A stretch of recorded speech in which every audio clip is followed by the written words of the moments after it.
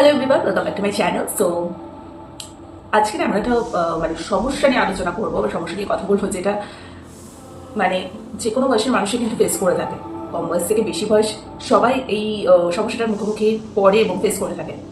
পিছনে অনেকেই আছে যারা তোমার বদনাম করে যায়, কিন্তু সামনে আসলে কি মিষ্টি মধুর কথা, তুমি বুঝতেই পারবে না যে সে তোমার নামেই পিছনে বদনাম করে বেড়াচ্ছে।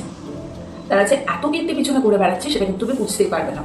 এত মিষ্টি মিষ্টি সামনে এসে বিহেভিয়ার করবে তোমার, অথচ যাদেরকে তোমার নামে বদনাম করে বেড়ায় তারা কিন্তু তোমাকে সবকিছু এসে বলে দেয়, এবং তুমি কিন্তু পরিষ্কার বুঝতে পারো যে সে যখন তোমার সামনে এসে এই মিষ্টি মিষ্টি কথা বলছে তখন সেটা সম্পূর্ণ অভিনয় করছে।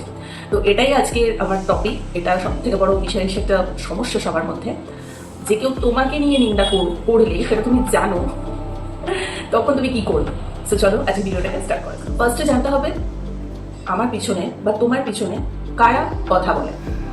হতে পারে তোমার ফ্রেন্ডস গ্রুপে কেউ কেউ, অথবা তোমার ক্লোজ রিলেটিভসের মধ্যে কেউ, অথবা অনেকেই আছে যারা তোমার উন্নতিতে হিংসা করছে, তারা তোমার উন্নতি সহ্য করতে পারছে না, তাই তারা বাইরের মানুষদের সাথে তোমাকে নিয়ে গসিপ করছে। বিভিন্ন মানুষেরা কিন্তু তোমার পিছনে বদনাম করতে পারে, তাই তো? এখন তোমার কি করা উচিত, এটা আমি আমার লাইফে যেটা অ্যাপ্লাই করি সেটাই তোমাদের সাথে আমি শেয়ার করছি। সো আমার চ্যানেলটা আমি চাই একটা পজিটিভ কমিউনিটি তৈরি করতে, এবং আমি নিজে ভীষণ পজিটিভ ভগবানের আশীর্বাদে। সো আমি সেটাই তোমাদের সাথে স্প্রেড করতে চাই। তো আমি আমার লাইফে যেই জিনিসগুলো মানি না, আমি সেগুলোই ভিডিওর মাধ্যমে তোমাদের সাথে শেয়ার করি, যাতে একটু হলো তোমাদের উপকার হয়। সো চলো এখন জেনে নেবো যে তোমাদের বদনাম করছে জেনেও তোমাদের কি করা উচিত।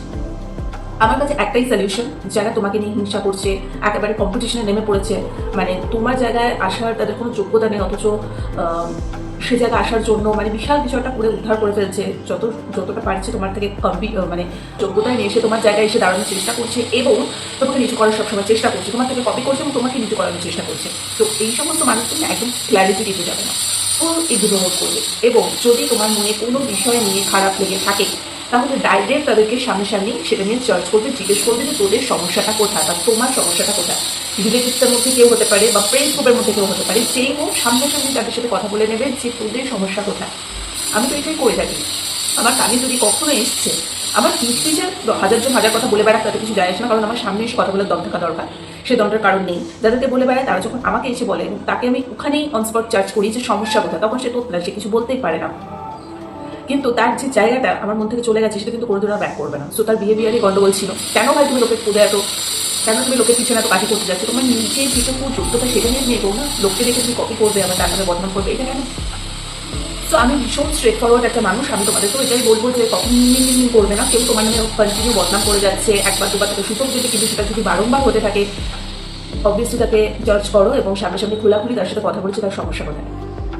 তো তোমার যেটুকু কথা তার সাথে খোলাখুলি আলোচনা করে তাকে ফুল ইগনোর করো, পাত্তা দিও না। বিকজ তোমার জায়গায় সে কোনোদিনও যেতে পারবে না, তাই জন্য সে পিছিয়ে তোমার নামে বদনাম করছে। তাই এই সমস্ত মানুষের সাথে তোমার কথা বলার দরকারটা কি? তো ফুল পাত্তা দেবে না, ইগনোর করবে। আমি তো সেটাই করি। যারা তোমার লেভেলে পড়ে না তাদের সাথে বেকার মুখ লাগিয়ে তাদের সাথে থেকে তোমার লাভটা নেই। তাই জন্য তাদের সবসময় ইগনোর করতে হয়, পাত্তা দিতে নেই। তারা এমনিই তোমার পিছনে ঘুটু করবে, বিকজ তুমি ছাড়া তাদের লাইফে কোনো রকম কোনো সাকসেস নেই, উন্নতি নেই, কোনো কিছুই নেই। কেউ তাদের পাত্তাও দেয় না, একটা মানুষ তাদেরকে চেনে না। জায়গাটা কিন্তু সবসময় তাদেরকে বুঝিয়ে দিতে হবে যে এইটা তোর জায়গা। সো পিঠ পিছিয়ে আমার কথা না বলে নিজের চরকায় দিলে। সো এইটুকুই সোজা সবটা টিপস তোমাদেরকে আমি দিলাম। অলওয়েজ বি পজিটিভ, সবসময় অনেস্টিতে বিলিভ করো, ভগবানের নাম জপ করো।